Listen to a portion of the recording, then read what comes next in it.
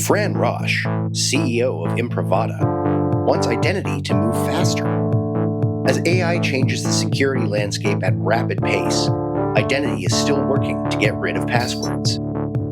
I'm Joel McConvey, and today you'll hear my conversation with Fran Rosch about biometrics, healthcare, and the next generation of identity security.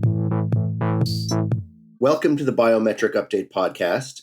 Can you start, please, by introducing yourself and Imprivata? Well, thank you, Joel. It's great to be here. My name's Fran Rosch. I'm the CEO here at Imprivata. My background, long-term identity and cybersecurity guy. I'm embarrassed to tell you how old I am, but suffice it to say 25, 30 years doing cybersecurity and identity and adapting to change every day. A little bit about Imprivata. We are a access management and identity company. Mm-hmm. And particularly what makes us unique is we're really focused on that kind of frontline worker or shared device ecosystem. Mm-hmm. Where identity, it's a unique challenge when you can have 20 or 30, 40, 50 people use the same computer every single day. If that fast access brings in unique access and security challenges, particularly in healthcare, where out on the hospital floor, you have so many different people using the device, public safety and manufacturing. So that's really our focus, traditional workstations, mobile, all kinds of users, all kinds of devices. And we've traditionally focused on human access management, mm-hmm. but now we don't just have humans, we've got agents in there. So expanding into that as well. We got about over 4,000 customers, 1,400 employees, and we're headquartered here in beautiful Waltham, Massachusetts. Awesome. Thank you for that. You mentioned obviously your history in identity. You are a veteran of this industry, probably seen a whole lot happen. And, I know there's this notion right now that AI has sort of upended things for everybody. But did you see this coming? How long have you been watching this industry and saying, okay, I can see where this is all going to lead? Well, look, I think that our industry has moved slowly. When you think of digital identity, it has been slow, but it has made some progress. Mm-hmm. And I'll say it's been slow in some perspective is that a username and password still is the foundation of a lot of access. And that's been around for 65 years. And unfortunately, is still the basis of a lot of access. But we have made improvements. Multi-factor authentication is much more ubiquitous than it used to be. We are seeing biometrics being introduced in different places to augment access, behavioral analytics, risk-based access, kind of behind the scenes. So these are areas that have been slowly developing. And so as we now hit this crazy new AI world, the good news is we do have some of these tools in our toolboxes that we can apply in this new world. So it felt like change has been too slow, but it has been happening. We have been raising the bar over the years to some degree. Do you think the pace of change has accelerated recently? Well, I wish I could say I did. I think that the need to change has accelerated recently, with AI and again, being a longtime identity guy, and having usernames and passwords still be foundational. Phishing, right? Identity compromise, using compromised identities to break into a system, that's been a foundational threat for decades. Phishing is only going to become more effective with AI. The ability to impersonate someone's going to become more effective. So the good news is we have these tools available, and I think people are starting to say, holy smokes, the world is changing. Thank goodness we've got these things on the shelf. Maybe we're using them in some kind of hyper secure use cases. Now maybe we should use them everywhere. Mm-hmm. Where do biometrics fit into the picture as a sort of core piece of this new world of identity? Yeah, I would step back, Joel, and say fundamentally how I think identity has been changing and now needs to change more quickly. Yep. Which is it needs to move from like a static, I either have my credentials or I don't, to a much more kind of risk-based mm-hmm. or confidence-based access decision based on a collection of a lot of different criteria. And we should think of this also not as an initial access, but a continuous access analysis through the journey of that user. And that's a big change. So I think that biometrics should not be looked at as this static credential. It should be something that we use to develop that confidence score. So as a user, I show up for access, whether it's on my phone or my PC, whether I'm in the office or whether I'm remote access. And any access management system should be collecting a lot of signals of both user and device behavior. And I believe biometrics is a great, and we are very enthusiastic at Imprivata about biometrics, particularly facial biometric, which I think we've all come to accept pretty clearly as a great tool. But it's not perfect. It's not going to give you 100% guaranteed authentication every time. So we believe combining face with behavioral analytics, possibly device analytics, possibly some sort of password or out of band, something to raise that overall confidence score that user is who they say they are. So we're very excited about facial biometrics. I think that voice is a little more concerning. I do think it's easier to spoof in today's world. But the models are always changing. Behavioral biometrics on fingerprints are harder, and I don't think from a lot of people want to use their fingerprint as much. But we're gotten so used to face that we do think it's a really great component of an access management decision. Mm-hmm. Yeah, so everything seems to be pointing to convergence, layered approaches. There's no silver bullet, there's no one tool. What kind of challenges does that present when you're trying to, develop and grow a business? Yeah, it's so funny you say that because it's kind of like what's old is new again, right? And we've all been talking about layered security for since I can remember, but it's true. It works. And an access management decision, should also be layered. Now, it brings in a challenge. The challenges, that you refer to are real. And it can, one thing that we as I mentioned, in Imprivata, we focus on healthcare. And clinicians, doctors, nurses, radiologists, any type of technician, they actually don't like technology. They went into their profession because they want to provide patient care. They want to heal the sick. And technology can feel like a barrier, and they have to have their head stuck in a computer or on their phone instead of talking to their patient. So our goal with all of this security we talk about is also trying to remove friction and make it really easy for users to access information. So if you're saying, okay, yeah, I'm a security guy, so let's throw in a little face, let's throw in a password, let's throw a stepped up authentication, it can feel like, too much. So I think that as we look at access management, we have to really be focused on removing friction, which means a lot of the security we want to put in place has to be behind the scenes, that a user doesn't really even know it. Not we keep prompting them to do more things, which is why I think, good old fashioned machine learning, which is not necessarily all the cool LLM stuff we use today, but that good old fashioned machine learning can still be very effective at analyzing patterns of behavior, recognizing legitimate users, and quickly giving them access, while then also looking at anomalous behavior and then maybe doing a step authentication only when it's needed. And you're going to say, Fran, that's not rocket science. We've been talking about that for 20 years. We have. It's not rocket science. But we're not applying it as much as maybe we have or could do or need to do now in the future, given all the changes in the threat environment. I think healthcare is a really interesting use case because seconds matter so much. So can you tell me a bit more about some of the specific urgency in trying to combine security with speed and reduce all that friction in a medical environment where you have literal emergencies? Yeah, it is. It's so great. In my career, I've been in Imprivata about 2.5 years, and we really think of our mission as an extension of healthcare because we are part of those healthcare workflows.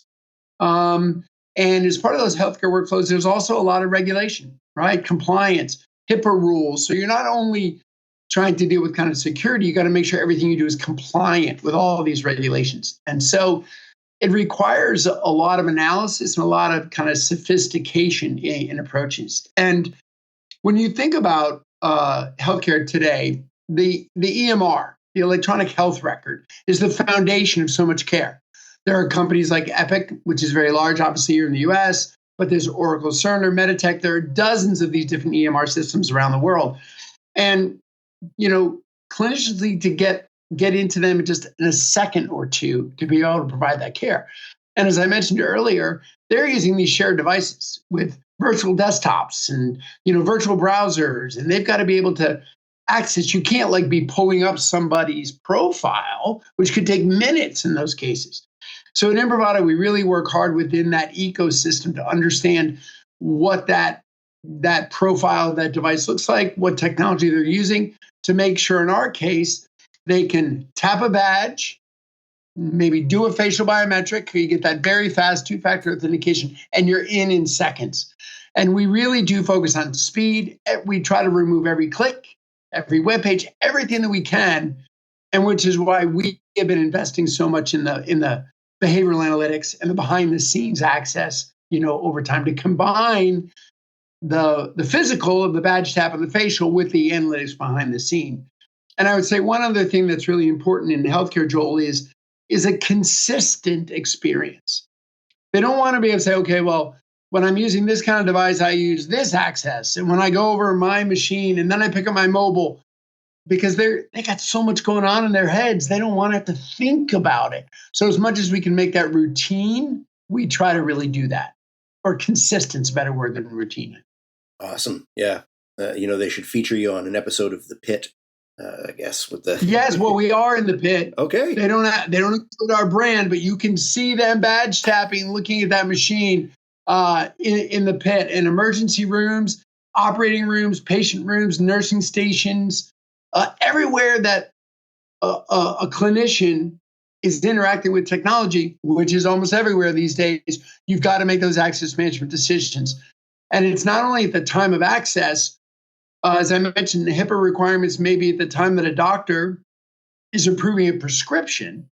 You have to do a stepped up access before that. And he or she may be doing it on a mobile phone at the side of the kid's soccer game, right? And we want to enable that, but we also have to make sure we are compliant and secure in that. So we really analyze all those different workflows. So where does the contemporary, I appreciate the distinction between the machine learning tools, which have been around for a while, and then, what we have come to talk about as AI. And now we have sort of agentic AI in the picture. Where does this impact the healthcare picture? It really impacts it in a lot of different ways. Let me see, even think. So, a lot of people think, well, healthcare is kind of slow to adopt certain technology. Some cases, yes, but some cases they can be really fast if there's a clear ROI and a clear benefit. And one case where healthcare has been really leading is around ambient listening and the ability for clinicians to provide care, have that all recorded, and then get those notes summarized very quickly. That is, and all that's AI driven and hugely beneficial in making people more productive, getting more accurate notes. The doctor is supposed to go back and check them. But that's been a case where they've been really fast to adopt that. And that's been great, I think. But it can get a little scary as you keep on going. So when you think about doctors or nurses wanting to use agents to possibly go through their email box to respond back to customers with health advice. I think that we can see that agents can provide some really good advice, but where does the line stop between what's the doctor responsible for? What happens if that advice is bad?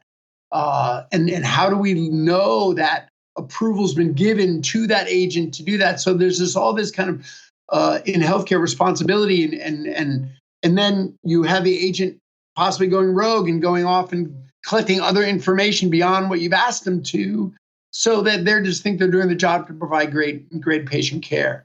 So that whole control of agent access management and profiling and permissions is the word I was kind of looking for, is really important. That's a kind of a new frontier as well.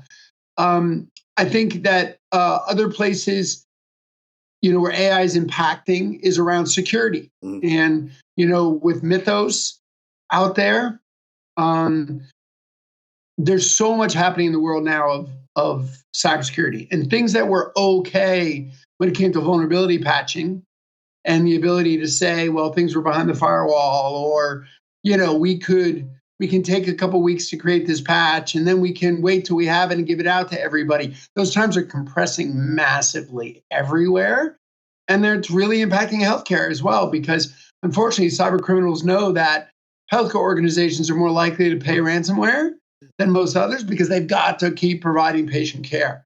So, what I kind of think about AI is I think it is a very positive, helpful driver to improve the efficiency and effectiveness of healthcare.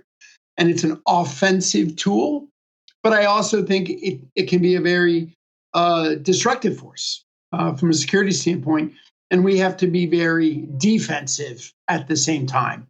And that's the way we look at Imprivata as well. We are launching new products and services to help our customers who've always trusted Imprivata to manage their access of humans. We now have extended our platform to manage the access and the provisioning, the permissions, and the auditability and traceability of what those agents are doing.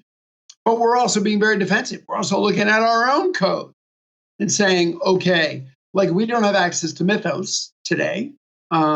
We're not part of the Glasswing early access program.